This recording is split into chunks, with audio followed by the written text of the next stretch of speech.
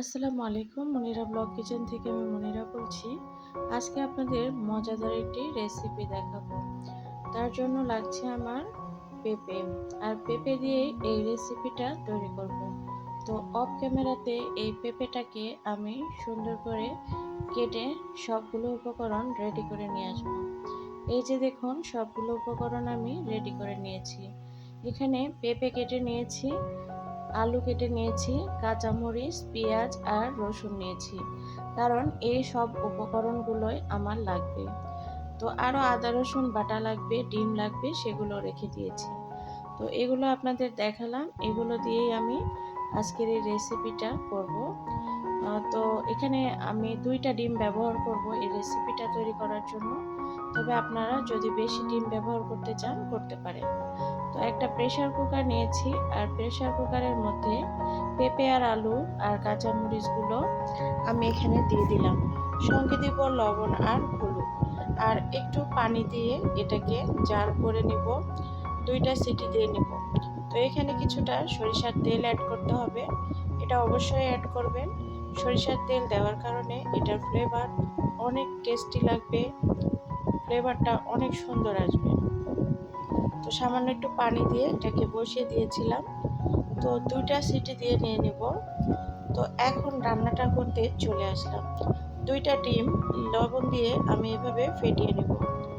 তো এখানে আপনারা পেঁয়াজ ব্যবহার না করলেও কোনো সমস্যা নেই, শুধু এভাবে ডিম ব্যবহার করলেই হবে।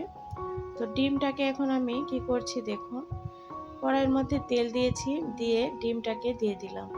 তো আমার তেলটা একটু কম গরম হয়েছে, তবে এতে কোনো সমস্যা নেই, ধীরে ধীরে ডিমটা কিন্তু হয়ে যাবে। অফ ক্যামেরাতে একটু সময় নিয়ে ডিমটাকে আমি ফ্রাই করে নিয়েছি।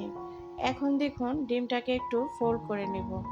ডিমটা ফোল্ড করে নিলেও হবে, না নিলেও কোনো সমস্যা নেই, তবে এত বড় ডিমটা আর দেওয়া যাবে না, এর জন্য অবশ্যই ডিমটাকে কেটে নিতে হবে। এই যে দেখতে পাচ্ছেন, আমি কিন্তু এইভাবে ছোট ছোট করে কেটে নেব। তো ডিমটা একটু ছোট টুকরা করে কেটে নেব, কারণ এটা রান্না হলে আরও ফুলে যাবে, যার জন্য এভাবে কেটে কেটে নিতে হবে। তো এখন ডিমটাকে আমি উঠিয়ে রেখে দেব, আর বাদবাকি রান্নাটা কিভাবে করছি সেটাই দেখতে সঙ্গে থাকুন। ডিমগুলোকে একটু উল্টে পাল্টে একটু কালার নিয়ে আসা পর্যন্ত আমি ফ্রাই করে নিয়েছিলাম। তো এখন ডিমগুলোকে উঠিয়ে রেখে দেব, আর ফ্রাই প্যানের মধ্যে যে তেলটা ছিল সেই তেলের মধ্যে আমি এখানে পেঁয়াজ দিয়ে দিলাম। অনেকগুলো তেল ছিল, যার জন্য আলাদা করে আর তেল দিলাম না। পেঁয়াজ দিয়ে পেঁয়াজটাকে লাল লাল করে ফ্রাই করে নেব। তো পেঁয়াজটা একটু কালার আসা পর্যন্ত এটাকে জাল করে নিতে হবে। আর আমি যেই প্রেসার কুকারে পেঁপেটাকে সেদ্ধ করেছিলাম, দেখুন পেঁপেটা কীরকম সেদ্ধ হয়েছে। তো এখানে আপনারা আপনাদের পরিবারের সদস্য বুঝে পেঁপেটা পরিমাণ দিবেন। তো আমি যেহেতু আমার পরিবারের সদস্য 4 জন, যার জন্য এটা এনাফ ছিল। তো এই যে পেঁপেগুলো একদম মমের মতো গলে গিয়েছে, আর আলুগুলোও কিন্তু খুব ভালোভাবে সেদ্ধ হয়েছে। আমি আলুগুলোকে গলাবো না, কারণ আলুগুলো আস্ত আস্তই রাখবো, যার জন্য আর গলাইলাম না। তো এখন দেখুন, এখানে আদা রসুন বাটা আর জিরা বাটা দিয়ে দিলাম। তো আদা রসুন আর জিরা বাটাটা দিয়ে এখন এটাকে ভালো করে নেড়ে চেড়ে নিব। তার আগে একটু লবণ দিয়ে নিলাম। তো আদা রসুনের গন্ধ যাওয়া পর্যন্ত এটাকে একটু নেড়ে চেড়ে ফ্রাই করে নিব। আমি রান্নাটা আমার মতো করে করেছিলাম, আপনারা আপনাদের পছন্দ মতো রান্নাটা করে নিতে পারেন। তবে পদ্ধতিগুলো একমতো থাকলে রান্নাটা অনেক ভালো লাগবে খেতে। তো সামান্য একটু পানি দিয়ে দিলাম। এখন মরিচের গুঁড়া, ধনিয়ার গুঁড়া, হলুদ দিয়ে দিব, আর জিরা তো আগেই দিয়ে দিয়েছিলাম। তো এখন মশলাটাকে সুন্দর করে কষিয়ে নিব। তো দেখতেই পাচ্ছেন, মশলাটাকে আমি সুন্দর করে কষিয়ে নিয়েছি। চুলাটা অনেক হিট হয়ে গিয়েছে, যার জন্য একটু ধোঁয়া উঠছে। তো এখন আগে থেকে সেদ্ধ করে রাখা পেঁপে আর আলুগুলো দিয়ে দিলাম। তো পেঁপে আর আলুগুলো দেওয়ার পর আমি এইভাবে একটু চাপ দিয়ে এগুলোকে নেড়েচেড়ে নিব, এতে করে পেঁপেটা একদম গলে যাবে। আর আলুগুলো 2-1টা আলু আমি ম্যাশ করে দিয়ে দিব, আর বাদবাকিগুলো আস্তই থাকবে। কাঁচামরিচগুলোকে জাস্ট একটু মাঝখান দিয়ে একটু চাপ দিয়ে আমি এটাকে ভেঙে নেওয়ার চেষ্টা করলাম, তবে এরকমই থাকুক, কোনো সমস্যা নেই। এখন পেঁপেটাকে আমার মন মতো করে এটাকে 4-5 মিনিট সময় ধরে কষিয়ে নিয়েছিলাম। এতে করে টেস্টটা খুবই ভালো লাগবে।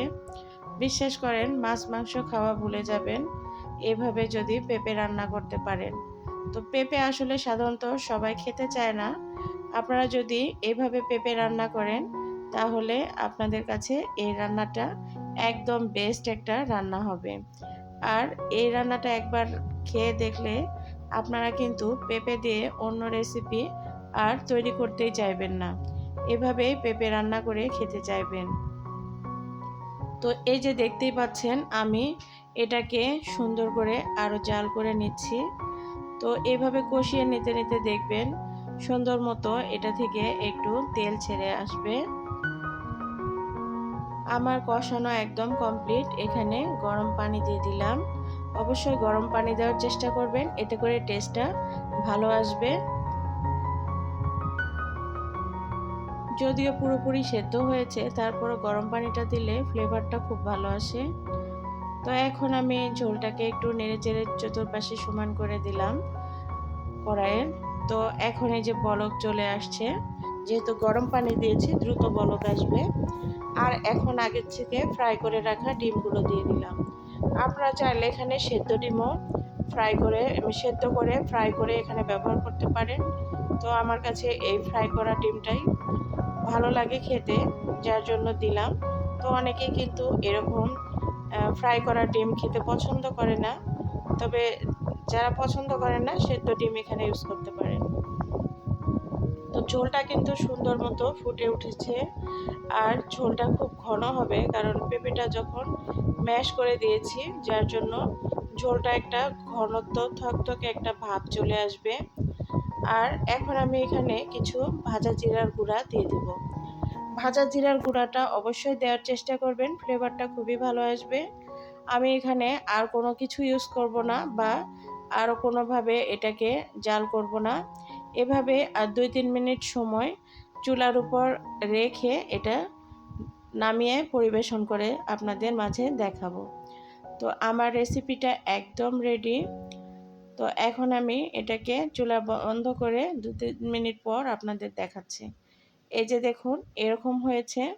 মাশাআল্লাহ, খেতে অনেক ভালো লেগেছিল আমার কাছে। আশা করি আপনারা খেয়ে দেখতে পারেন, আপনাদের কাছেও খুবই ভালো লাগবে।